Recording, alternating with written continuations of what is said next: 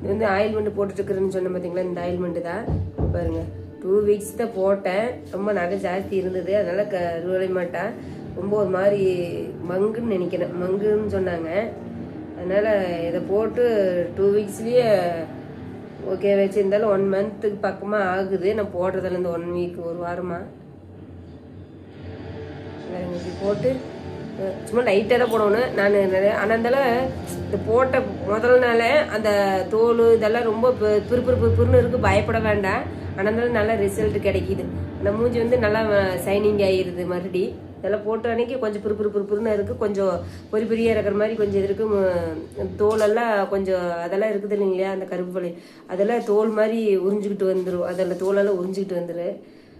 அப்படியே இது ரிசல்ட்டு நல்லா செம்ம ரிசல்ட்டு கிடைக்கிது. இந்த மாதிரி போடணும். இந்த மாதிரி நைட்டு மூஞ்சி ஃபேஸ் வாஷ் பண்ணிவிட்டு தான் அதை போடணும். எங்காவது நைட்டு ஈவினிங் மட்டும்தான் போடணும். நல்லா போட்டால் நல்லா ரிசல்ட் கிடைக்கிது இந்த ஆயில்மெண்ட்டு. ஓகேங்களா, இதுதான் கிடைக்கிது பார்த்துங்க.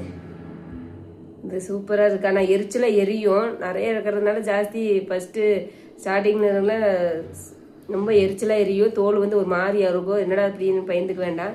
ஆனால் நல்லாவே ரிசல்ட் கிடைக்கிது, சூப்பராக இருக்குது. நீங்கள் யூஸ் பண்ணி பாருங்கள்.